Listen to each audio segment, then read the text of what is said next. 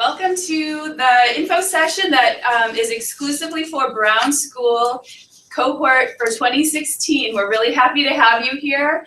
Getting very excited to be in contact with all of you. And today we have a panel of faculty and staff, and we're going to try to answer all of your questions. If we don't get to your questions, we will post information at the end, and you will be able to follow up with us. We've had a lot of enthusiastic input so far, and we'll try to touch on everything. Feel free to use the submit a question feature of this chat room, and we will see what we can do for you. I'm Laura Peer. I'm an admissions and recruitment specialist, and I'm the facilitator for today. We're going to go down the panel and have each person introduce themselves, and each person will have a chance to address their specific area of expertise. Amy? Hi, I'm Amy Eyler. I'm Associate Professor and Assistant Dean for Public Health. Hi, I'm Rachel John. I work in the Field Education Office as the MPH Program Manager. I work with public health and dual degree students.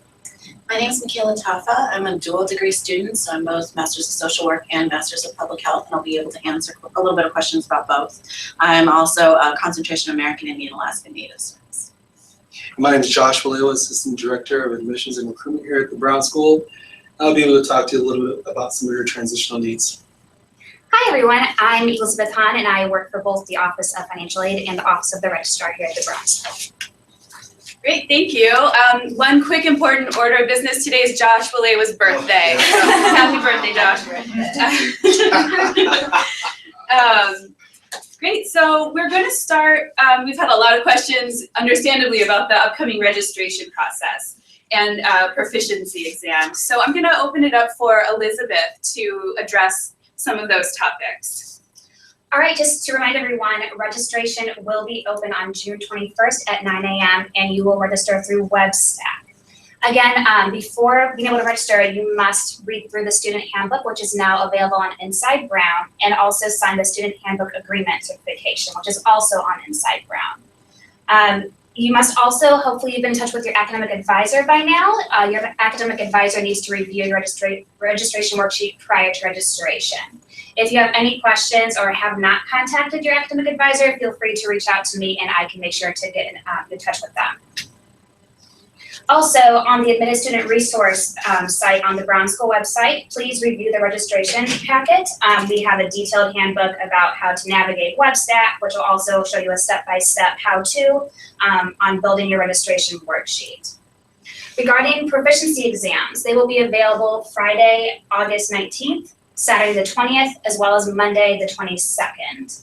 If you're not familiar, the Brown School Proficiency we offer Brown School proficiency exams in several MSW Foundation and MPH Foundation level courses. If you happen to pass the proficiency exam, you will replace those credits with elective credit. Again, we really strongly encourage you to still register for your fall 16 semester in case you don't pass the proficiency exam. And again, I will be in touch with all students regarding the results of those exams by the end of orientation week. Great, thank you. Well, Michaela, do you have any thing you'd like to, as a current student, offer as about the registration process as an incoming student, or related to proficiency exams? Really make sure that you're talking with your academic advisor. There are a lot of just entry-level courses that you're going to have to take, and it's important that you take some of the courses the first semester to get ready for your practicum in the second semester. So make sure that you understand those. For the proficiency exams, don't be scared to take them. I think a lot of people come in with a little bit of fear. They don't count against you, but treat them like a real exam. So if you've had experience at all with any of the proficiency exams that they're offering, just go ahead and take them. But really still do register for that class. Don't assume that you're going to pass it, because if you don't, it's much harder to get into the section after than to drop it. Great, thank you. That's great advice. So we're going to move on to some questions about how to navigate the various websites that we've been asking you to be familiar with. I'm going to open that up to Josh.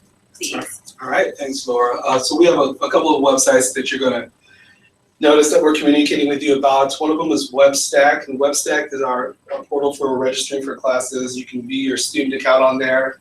On WebStack, you'll also be able to talk to your advisor, build your schedule, and so on. WebStack also gives you access to Blackboard, and many of you have used Blackboard in the past. And we also have Inside Brown, which is a resource that's only used for members of the Brown School community, so you'll have access to that. Through Inside Brown, you can learn more about curriculum requirements. You can rent rooms for both study or events within the Brown School, and it gives you an opportunity to give feedback about faculty, and you give feedback to administrators.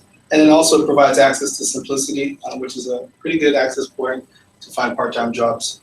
Now, these are not one single hub. There's not one single hub, and so you'll need to get familiar with each of these individually. Make sure that there's a WUSTL email address that you're going to receive. That's your university email. WUSTL is W-U-S-T-L. We call it WUSTL for short. So you're going to receive a WUSTL email address. Please do not opt out of this. It's really important that you start up your university email account, your WUSTL account, and that you check this regularly, because that's where all of your important information regarding the Brown School is going to be. And you're going to notice you'll have an option to create your own WUSTL email address, regardless of what we provide for you. That's okay if yours is different than what we provide for you, because your email will go to, if it's at your WUSTL account, it'll all be funneled to the same account. So make sure that you have that and that you do not opt out of that. Great, thanks. So we had a question about the proficiency exams, and because of the time lag a little, we will bounce back to questions related to a previous topic. I hope that's okay and not too confusing, but this is a good question. Are the proficiency exams free? If not, how much do they cost? Elizabeth. They are free. No charge. Good question. Great. And keep, even if we've moved on to another topic, feel free to send any question that comes up. We'll try to work it in. Thank you for submitting the question. So many of you wrote about work study and finding a part-time job in St. Louis while you're at the Brown School. We're going to go back to Elizabeth and talk about how students may find work-study positions here. All right, we always recommend that students get in touch with Career Services and look on Simplicity, which is the Brown School's online job portal. Students are also encouraged to reach out to faculty and research centers here at the Brown School to see if they have any openings. I also want to mention that your work-study position does not have to be at the Brown School. Many are, but you don't have to. A lot of students have found work-study positions with other departments across WashU, like in residential life, Greek life, and at the Gephardt Institute. And I'll be reaching out to all students who have been awarded work-study later this summer to discuss important next steps. We also will be hosting a part-time job fair during orientation on August 22nd from 10:30 a.m. to 12 p.m. Students here will have the opportunity to meet with on and off-campus employers, and this will not just be for work study. If you're looking for a part-time employment outside of work study, this will be a great opportunity for you. According to Career Services, the hiring rate is around $9 per hour and higher depending on the position. Great, thanks. Michaela, do you mind talking about your personal experience or your friends' and classmates' experience with work study or how, finding a job with the job fair? Well, from my experience with my friends who have gone through it is that it's a great opportunity to gain experience outside the classroom in a lot of different fields and to network with a lot of different areas. We have the tendency to kind of get trapped at the Brown School here a lot of times and only interact with our professors. So to be able to have that experience to branch out and meet new people and get involved in other areas of WashU or St. Louis has been really cool to see my friends do. At the job fair, I would really suggest that you spruce up your resume before you go in. Go visit Career Services and make sure that everything's to code and that you have the Brown School's resume specifically designed before you go in, and that you dress appropriately, work professional, and that you're not scared to talk to anybody, even if you don't think it's something that you particularly have an interest in. Just reach out and don't be scared to try new things. Thanks, Michaela. And speaking of careers, we get a lot of questions throughout the admissions cycle about what types of positions our graduates end up having after when they graduate. So I'm going to ask Professor Eyler to maybe discuss a little bit of what our public health graduates, in general terms, what types of professions and positions our graduates hold. Sure. So we do have a percentage of students who go on to advanced degrees, either a medical degree or a PhD. I would say in the past, about 20% of our students go on to further academic degrees. Students also work in government agencies, such as local health departments, state health departments, CDC, some other governmental organizations in DC related to the field of public health. Some of our graduates work in nonprofits, either local or international, regional, all different levels of nonprofits. And then the for-profit. So we are in the backyard of Centene, which is a big Medicaid manager, and they hire many of our graduates in biostatistics and health behavior and many things like that. And some of the graduates stay here and continue work on in one of our research centers as program managers or program coordinators. So lots of opportunities. Our career services department is excellent and can guide you to beginning to think about where you want to look for a career, even starting your first semester. Great, thank you. And I would encourage anyone to join in the conversation and submit questions. We're here. It's a good opportunity to ask any question, because chances are if you have the question, someone else has it too. So thank you for that. We've also received questions about when health insurance starts. We're going to go back to Elizabeth, our go-to, for this type of question. Can you address that? Absolutely. The WashU health insurance will begin August 1st, 2016, and will run through July 31st of 2017 for those students who are interested in using the university's coverage. However, if you can demonstrate that you have full coverage through a partner, employer, family member, you may opt out to waive out of the university coverage. And information will be available on July 1st of this year to opt out. And please refer to the Student Health Services website, which is shs.wustl.edu, to learn more about that. Great. And Michaela, do you mind touching on any topics related to student health coverage that you found, of note? I think the biggest thing for me is that it's so easy to access good care through the health insurance here. You go to Student Health Services and they always have an appointment, and it's really easy to work around your schedule as a student. Also, forbid something would happen to you, we are affiliated with Barnes Jewish Hospital, which is a great hospital. So if there was an emergency, you'd be able to be seen there. And it's affiliated with our health insurance. Probably the other big thing that people don't talk about a lot is the mental health resources that are available on campus through the Student Health Services. They offer several free every year, and then there are also access to different psychiatrists to go in. And they're really great. A lot of them have graduated from the Brown School and still work over there. They're awesome people. Great, thank you. So we've also had other, I'm gonna go ahead and respond to a question.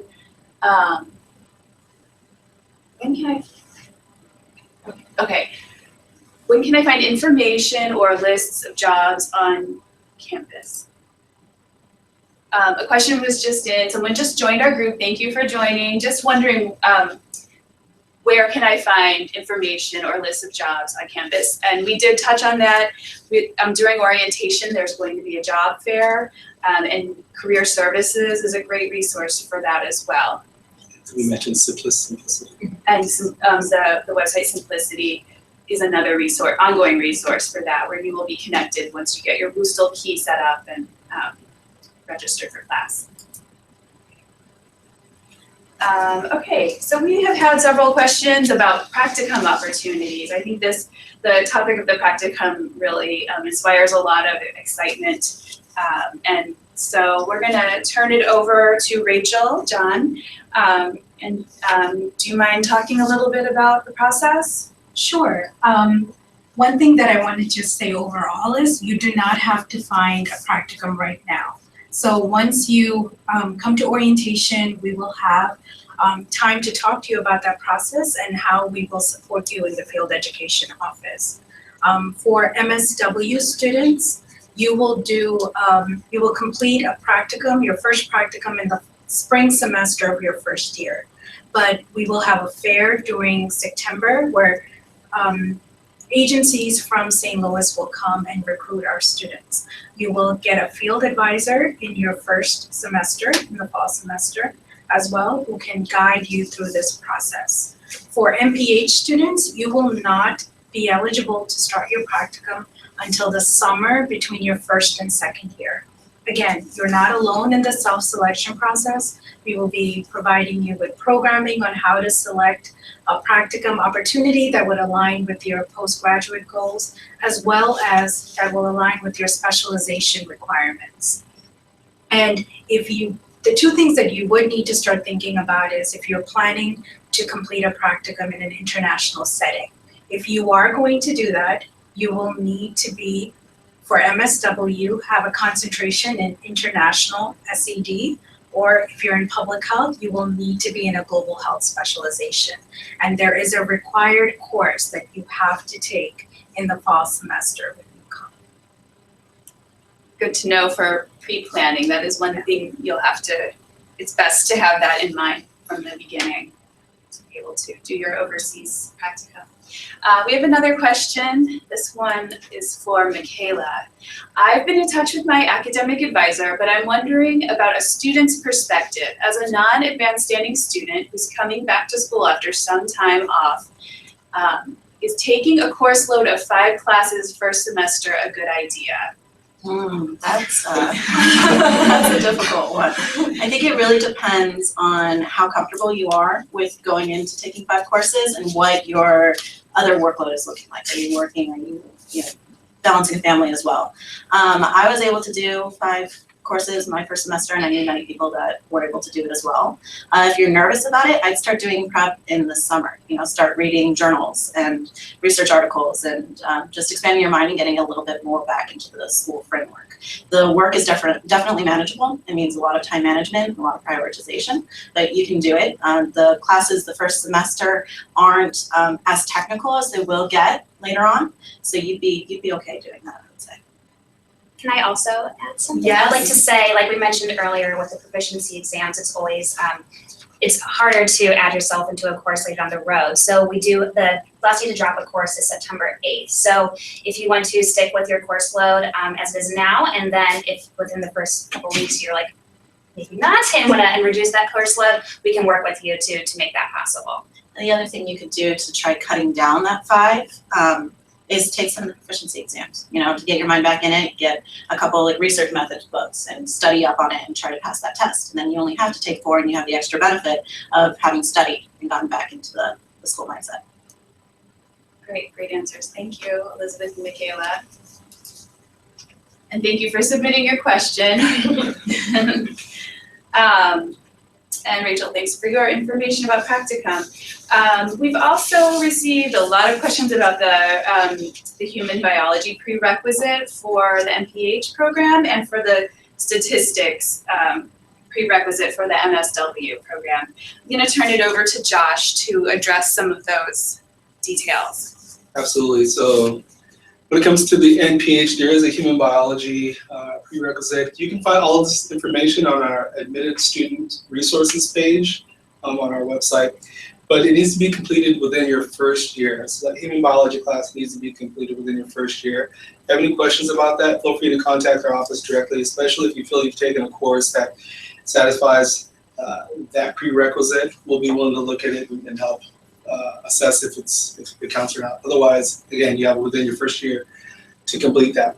Regarding the MSW statistics prerequisite, you need to take an inferential and descriptive statistics course, have a B or better in that as well.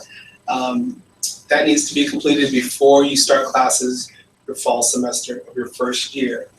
So if that's not going to be completed within that time, I've decided to put together a 4-day intensive course for statistics, which will help you satisfy that prerequisite. And you can get more information as soon as registration is open regarding that. But again, similar to the MPH prerequisite, with the stats prerequisite, feel free to contact our office anytime. If you have a stats class you feel that you've taken in the past that you receive to be a better, we will vet that and confirm for you what you'll need to do in order to satisfy that prerequisite. Thanks, Josh. We have a couple questions. As a student who plans on going to medical school after completing the MPH program, do you have some ideas as to the type of practicum, job opportunities, or extracurriculars that we should get involved in? I'm going to turn that over to Professor Eyler. I work with a lot of students at the Prevention Research Center who are doing just what you aim to do. And from the students that I've worked with, they know what they want to focus in. For example, I have a student right now who just took her MCATs and getting ready to apply to medical school, and she's a policy specialization student, and so she's very interested in healthcare as it relates to policy. So she's doing her practicum at a place called The Spot, which is a teen healthcare center, and she's working with a physician over there for low access populations. And so it's fulfilling her practicum requirement for her specialization, but also fuels her interest area. And because it's in healthcare, it can add to her application of to medical school. But there's lots of opportunities, and it can be tailored to your special interest area. And having the medical school, one of the top medical schools in the country, right 3 miles away, is very, very helpful, because there's lots of research and lots of opportunities over there that can really give you a lot of good experience for your application. Great, thank you. And here's another question. I'm interested in the global health concentration, and was wondering if you can expand on the abroad class requirement and how that would work out with my other courses. Rachel? Sure. So when you're saying global health concentration, I'm assuming that you're MSW, but I will talk about both requirements. For MSW students, you will take an international SCD course and have to concentrate in that concentration. The practicum that you would be eligible to go out of state and internationally would be in your second year. So you will be taking all those courses up front and then figuring out where that international practicum will land for you. For public health, we have the global health course that will be offered during fall. So if you are specializing in global health, in your registration worksheet, you should have global health on there. So that prerequisite can be completed before you complete your international practicum in the summer between your first and second year. So all the theoretical work should come before you actually go into the field. Thank you. Another question came in. This is a financial question for Elizabeth. As an international student from Ghana and yet to come to the USA, do I have to pay all tuition fees for the semester before classes start, or can I pay over time? Elizabeth? Yes, let's see, I would contact Student Financial Services. They do have different payment plans available, and they will be able to go over the best situation or the best plan that works for you. Great, and we will have all contact information at the end, so you will have an email address. And good luck on your journey back up to the US. We anticipate all of our international students' arrival. Great, so keep the questions coming. We're gonna move through the previously submitted questions. So we received a question about accessing Microsoft Office. As soon as you have your WUSTL email, you can access this suite of programs by going to email.wustl.edu and selecting the Office Apps tab. Additionally, there are other questions about student life, where people are interested in hearing from a current student about work-life balance. Can you speak to the experience of taking classes balancing practicum or research position and other work? Yeah, it can be a lot to balance all of that, especially if you're taking an intense course load or if you, excuse me, if you're putting a lot of hours into practicum during a semester. What we talk a lot about at the Brown School is balance breaks and making sure that you're taking care of yourself and your own mental health. So I would make sure that you are really scheduling time to just do something that is going to relax you.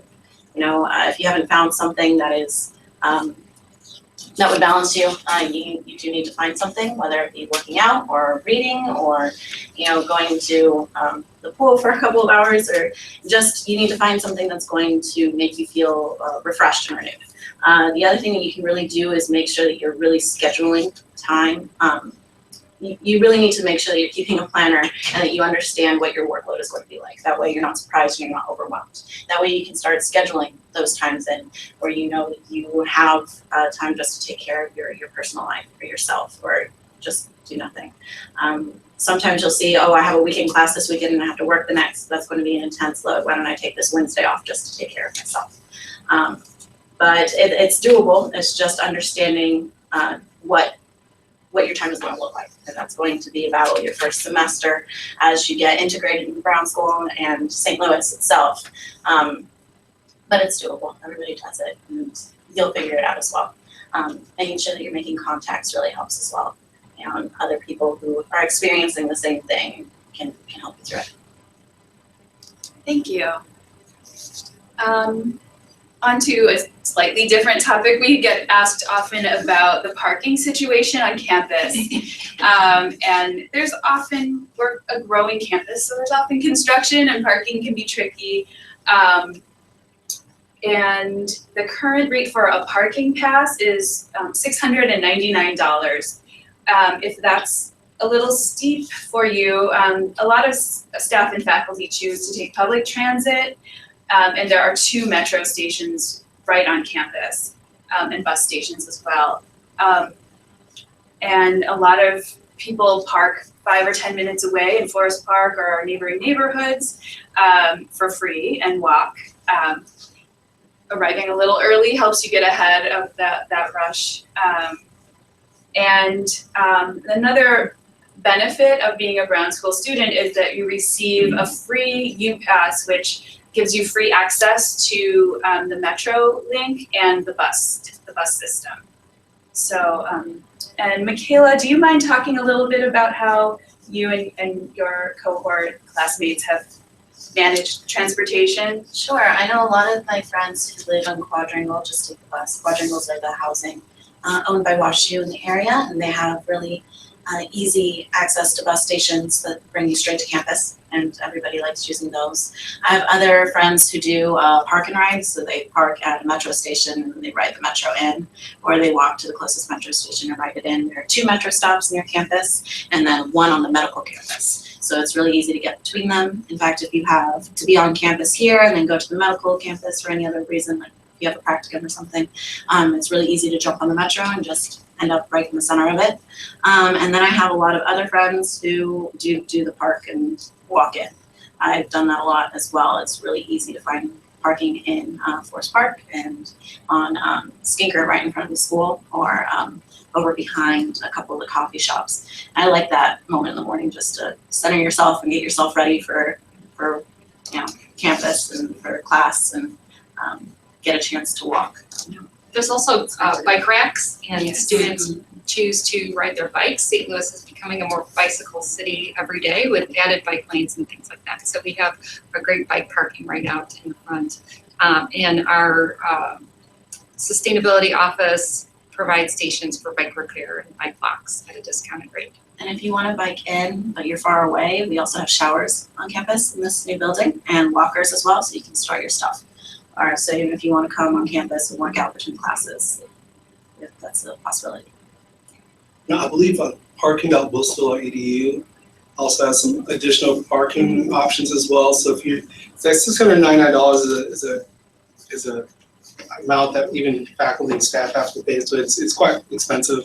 But there are some shorter term and occasional parking options as well. So if you do have a vehicle, and there are occasions where, especially if you're in practicum and other times where you might want to have quicker access to your vehicle, there are some other options that you can learn about on that website.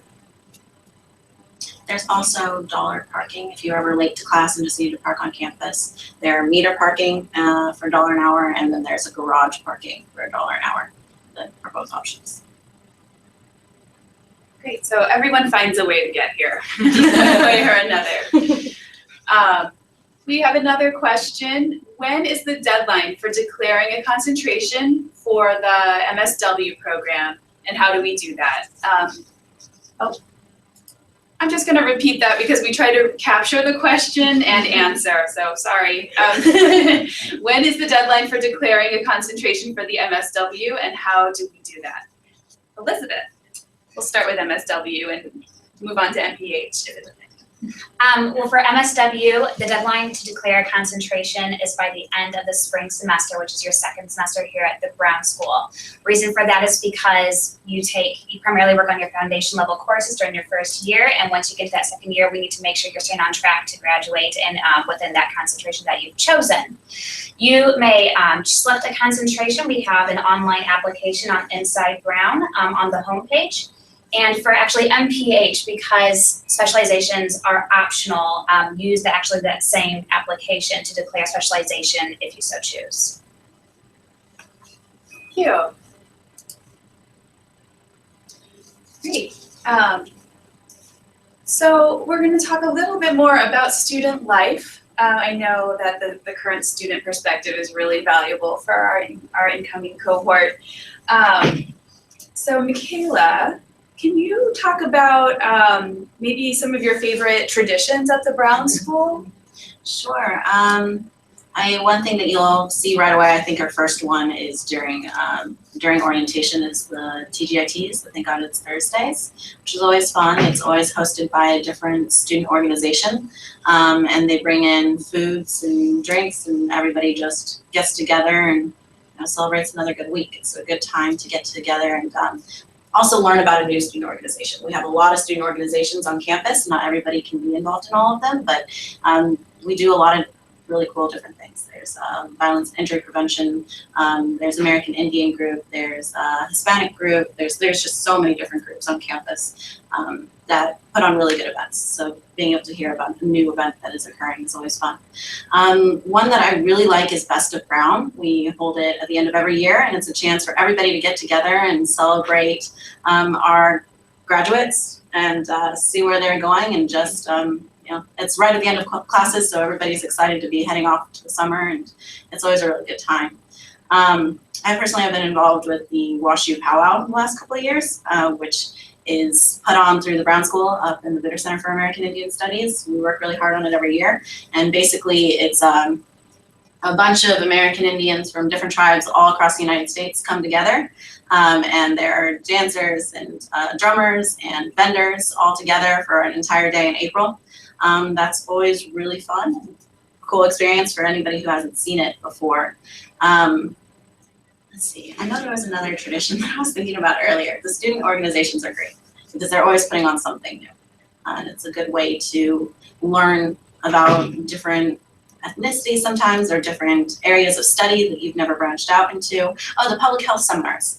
There's a public health seminar about once a month. Is it once a month? Speaker series? Yes, the speaker series is about once a month, where the public health department brings in somebody new to present in one of our lounges, usually the forum over here, and they talk about really cool different things, whether it be building graphics or new research that's coming out in public health. But it's always really cutting edge and fun to see, and there's just a huge attendance every time. And these are speakers that come here from various other institutions and agencies, correct? Mm-hmm. Like CDC and Yeah. other universities who are leading particular areas of research. Mm-hmm. Great. We have another question. Thanks, Michaela. I'm wondering how likely it is for students, in particular MSW students, to obtain paid practicum work. My partner and I are financially independent, so I'm a bit worried about spending about 20 hours a week with no pay. I can understand that. Rachel, do you mind? Sure. So for an MSW student, when you're doing a foundation practicum in the spring semester, you're technically not going to be doing 20 hours. You can split your 3 credits between spring and summer. So you may be doing 8 hours a week and then doing the bulk of your hours in the summer. Most of our practicums are not paid because we can't guarantee that agencies will have funding by the time you even start. So even if agencies can offer money, we never know what happens with grant funding or any other issues that may come when you actually start your practicum in January.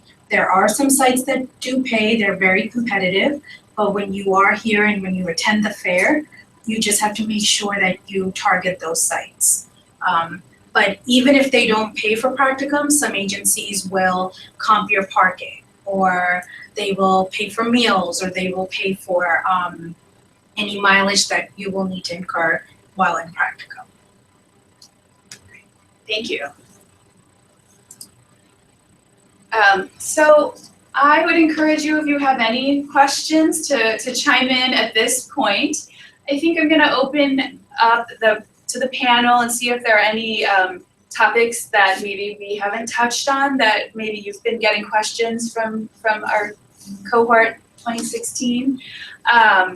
And in the meantime, I'm encouraging all of our participants to submit their last remaining questions while we wrap it up. Does anybody have anything they'd like to add that we haven't touched on? Yes, I would like to remind any students accepting federal financial aid that you need to accept your package by July 1st. And this deadline has been set to ensure that aid is dispersed on time. If you have any questions about that, please feel free to contact me. Also, aid will begin to disperse on August 19th, 10 days prior to the start of the semester. Refunds should be available 3 to 5 business days after your loans have been dispersed. And if you are ever curious about the current status of your account, feel free to log on to your account inquiry in WebStack. And that will show you whether your loans have been dispersed, the status of your refund, etc. So if you have any questions about that, feel free to contact me at any time. Great. Anybody else? I'll also mention, I know earlier I mentioned the drop date in September, and I just want to make sure you're all work with your academic advisors prior to making any changes to your schedule whatsoever. Some courses are only offered during certain semesters, so I just want to make sure that you stay on track and stay successful in this program. Yeah. Go ahead. For both MSW and NPH, there are prerequisite courses that you have to take before you start your practicum. So just piggybacking on Elizabeth's mentioning about, make sure you register for those foundation courses so you would be eligible to do and complete practicum in the semester. Great. Just a reminder about the Master's Research Fellowships. There's a whole list of them on the Admitted Student Resources page, and today is the deadline, so June 15th, special day. So, so if you get a chance, make sure and you're interested in that, make sure you get those in today. And I'll add to that, it is the deadline today, but if one of them interests you, please apply, because some are super popular, some have not as much interest, and they're all phenomenal opportunities. So don't be intimidated, don't feel like they're super competitive, and put your name in the hat, because it's a great opportunity. It would be a shame to miss it for any reason. I have a couple more questions. Let's see. Are there students who are willing to talk individually via email about registering for classes, scheduling, workload, etc.? If so, how can we find their contact information? I think that's a great question. We are going to put our contact information at the end in a little bit here. And feel free to reach out to the first email address, which is brownadmissions@woostel.edu, or to me, Laura Peer, or Josh Walehwa. Any one of those email addresses can help you connect with a current student. Just let us know which program you're in. add the one more thing out there. Sure. If you're on the admitted student page for Facebook, it's a great page. It's mostly any student who's admitted to fall 16 can request to be on there. We do have current students who are on that page as well. And so there's been a lot of, we check in on that page probably on a regular basis, and there's been a lot of great interactions, and so that might be an informal way, but we have plenty of resources within our office to connect with students as well. So I take advantage of all of these resources. Great, thank you. Another question. This might be our last question of the info session unless we receive more. As an MSW student, do we only have practicum in the summer, or do we have summer classes as well? Rachel? So most of the social work students start their practicum in the spring. So you would just, the hours will just go over into the summer. A lot of our students do not take summer classes unless they want to get ahead to get some electives that are offered. But it's mostly gearing up for your second year and finishing up your 360 hours for foundation practicum.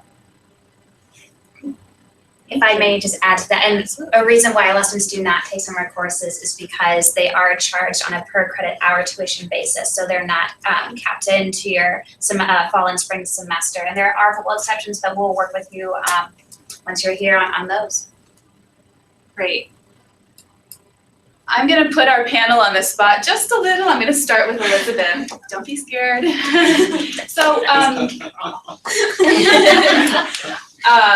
first of all, I want to thank everybody for joining us. I hope we answered a lot of questions. I hope this was very helpful. And certainly we would appreciate any feedback you have. And again, feel free to follow up with any questions we didn't address. And before we hand out to our contact page, I just want to ask each of us on the panel to offer one bit of advice for our incoming students, whether it be practical or logistical or inspirational. I just want all of you to know that you can stop by, email, call anytime. I love meeting with you face to face. Answering questions, or just I have a lot of students who want to come by, throw bounce ideas off of various courses they want to take within their concentration. Just know that we really, really like visiting with you and helping you, and always feel welcome to stop by. Only one thing? For those of you who I've talked to out there, I saw a couple of your names pop up. I'm gonna probably keep you here for an hour. It looks like we have another question coming in.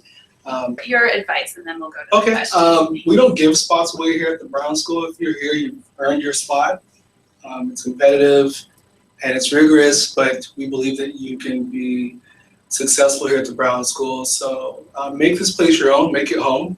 Whether you're coming from across the world or across the country or right here in our own backyard, get involved right away. Immerse yourself, get connected with faculty, administrators, other students. Because this is your spot, this is your community, and so again, whether you are a returning student or whether you are a brand new student, this is your spot. You don't have to wait to make this place feel like home, and we're going to do our best to hopefully make you feel like this is your home as well. Great, and a follow-up question did just come in, so we'll go to that, and then we'll move on to Michaela. To follow up on the question, if we do decide to take summer courses, is there additional scholarship funding available?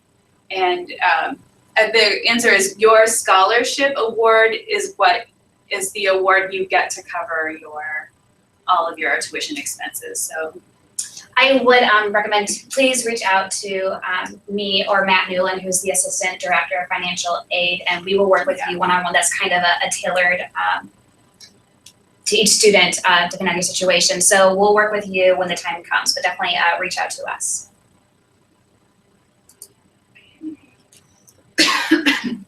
Michaela.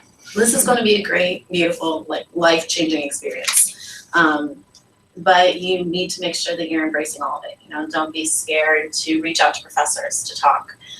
Don't be scared to really engage in student life here. And while you're really trying to jump into the Brown School, please still try to get to know St. Louis. It's a beautiful city. There's a lot to do. There's a lot to see. And there's a lot of social activism that is occurring here. When I started, Ferguson was exploding, and there's still a lot of discussion and movement around that topic. And there's always something new going on in the city. There are a lot of festivals. There's a lot of like weekend or weeknight music occurrences, like food trucks. I don't know, there's just so many different boroughs of St. Louis that are so beautiful to see. And if you're interested to see where you can go into St. Louis to kind of get a feel for what it's like, go to the Humans of St. Louis page. One of our alumni is the head of that, and she does beautiful work across St. Louis advocacy and drawing light to what's really occurring on the streets here. It'll be a good experience, but you need to embrace all of it. Thanks. Rachel. So what I tell all my students is that your path at the Brown School is unique to you. You do not need to compare yourself to your classmates, to other programs. You just have to trust that what got you to the Brown School will get you through the Brown School. So just trust in that process and trust your instincts.